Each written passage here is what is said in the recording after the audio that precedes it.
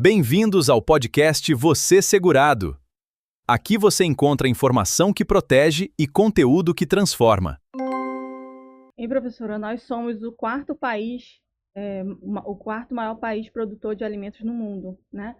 E tudo bem que são os commodities, né? Os soja e cana, mas ainda assim o trabalhador rural ele representa muito porque é ele que coloca os alimentos na nossa mesa, né? Senão a gente não vai comer uma abóbora, não vai comer uma batata, não vai comer. E a gente percebe assim uma desigualdade. Na verdade, deveria ser uma proteção muito maior para eles, né? Em razão disso, porque no momento em que eles decidirem não trabalhar mais com isso e querer vir para a cidade... Imagina só como é que ficarão. Nós temos hoje um número trazido pelo IBGE que 34% dos alimentos que vão para a nossa cesta básica são produzidos por agricultores familiares. 34%. E há quem diga para nós, nas sentenças e nos acórdãos, que essa classe de trabalhadores nada representa senão um rombo para a Previdência Social. Isso é cruel demais, né? Isso, né? Para a Previdência Social. Infelizmente, ainda a gente se depara com decisões nesse sentido que é muito triste, né? Muito triste para quem estuda o direito previdenciário, para quem estuda o direito rural, o direito agrário, né? E aí você consegue acompanhar as evoluções que a gente teve e perceber que esta evolução não foi acompanhada por aqueles que, de fato, os que precisariam saber até muito mais do que a advocacia, porque são aqueles que decidem a efetivação desse direito fundamental. Verdade. Né? A administração pública, ora representada ali pelos seus servidores, e o próprio judiciário ali, que tem a fala da magistratura, né? Então, enfim. Você tocou num ponto muito importante sobre a conscientização do brasileiro com relação à aposentadoria, né? Nós vemos que, na prática, a maioria só vai se preocupar com isso quando já está ali próximo de completar os requisitos, e aí pode já ser tarde, né? Ou muitas vezes, né, aguarda completar o tempo necessário para aí começar a discussão do tempo rural, então, e aí pode levar mais alguns anos, né? Então a pessoa vai achando que vai ser algo imediato e aí ela tem mais anos e anos para comprovar ali um tempo rural, enfim.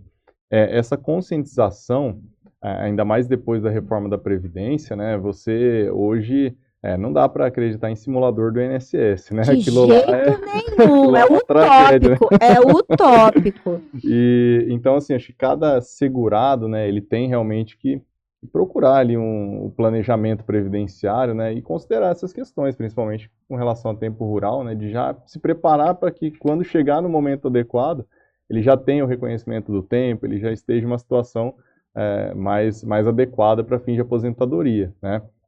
Então, como que você enxerga nessa questão de planejamento previdenciário? Algo que, na prática, a gente vê ainda com muita precariedade, né?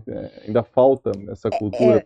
Eu acho assim, para nós aqui, na nossa região, eu acho bastante precário ainda esta procura de serviço. Primeiro porque o próprio trabalhador brasileiro, ele não é um trabalhador previdente, né? Ele não se conscientizou das reformas que nós tivemos e do impacto da reforma previdenciária trazida pela Emenda Constitucional número 103, que é a reforma de 2019. Perfeito. Hoje, eu tiro pelo meu escritório, eu sempre digo aos meus colaboradores que o cliente que liga ou o cliente que vá nos procurar e pergunte assim, quero uma pergunta básica e com uma resposta objetiva até 2019. Tenho 35 anos de contribuição, sou homem, e tenho 30 anos de contribuição, sou mulher. Posso me aposentar? Minha resposta era objetiva, pode. Ok, sem problema algum. Hoje, o trabalhador que me procura e me pede uma análise de tempo de contribuição e vem com esta pergunta pronta, a minha resposta é: depende. Depende. Não existe mais certeza após a Doutora, reforma. por que depende? Porque nós temos fator idade, nós temos fator tempo de contribuição, nós temos fator pedágio, que tudo influencia para sabermos se de fato aquele trabalhador implementa ou não uma regra permanente ou uma regra de transição. Né? Então, hoje, não existe mais nada objetivo no direito previdenciário.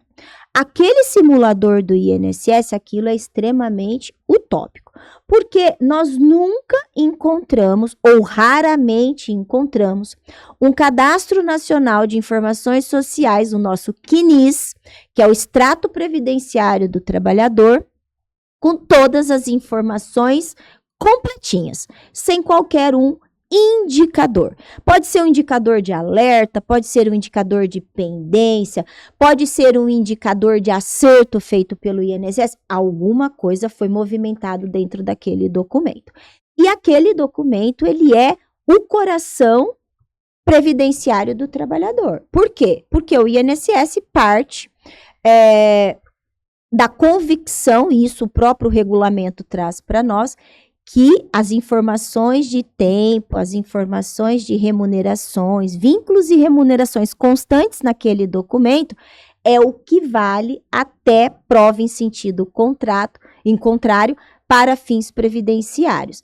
E aí traz a ressalva: qualquer inconsistência deste documento, o ônus da prova é de quem?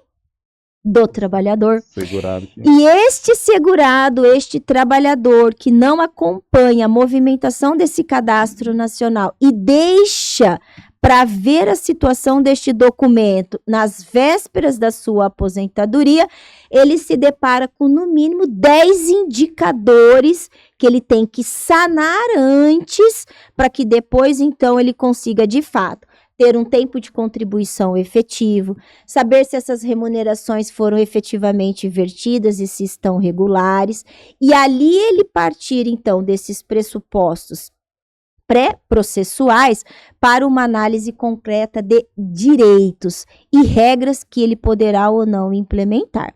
Então, o planejamento, ele vem com essa ideia da precaução, da previsão que você faz antes da eclosão do risco social, né? Do momento em que você vai bater na porta do INSS, que você vai pedir o benefício, você estar ali com o seu histórico previdenciário, com a sua vida contributiva totalmente adequada, para que você não seja surpreendido. Porque, infelizmente, com o INSS digital, essas análises robotizadas, essa operacionalização criada pelo governo federal para análise de benefícios por robôs, e que vocês sabem a dificuldade que a gente enfrenta no dia a dia com esses indeferimentos robotizados, o trabalhador, ele não tem ainda esse acesso 100%, ele não tem esse conhecimento técnico de 100% para saber lidar com esse problema operacional, e aí ele tem ali o seu direito desprotegido, ele não consegue dar efetividade ao que de fato se pretendia, e essa informalidade que nos trouxe essa evolução tecnológica nos afastou da pessoalidade. Porque antes a gente tinha a possibilidade de chegar um servidor do INSS, explicar a situação e dialogar. Hoje a gente conversa com um robô, né? É dificílimo a gente conseguir ter acesso a informações concretas, porque a gente não tem mais esse atendimento efetivo dentro das agências da Previdência. Claro que aqui em Prudente a gente ainda tem servidores que fazem esses atendimentos prévios, mas muitas coisas também fogem à alçada deles, né? Sim. E a gente acaba ficando ali sem condições de avançar no caso do cliente em específico. Então, o planejamento vem exatamente para isso, Dr. Vitor. Você fazer uma prévia simulação de todas as possibilidades jurídicas, para que na concretização do seu direito as coisas já estejam, como se diz, a casa já esteja arrumada, em ordem, para que você não seja surpreendido com negativas ali, que muitas vezes não retratam a realidade daquele contexto contributivo. Sim.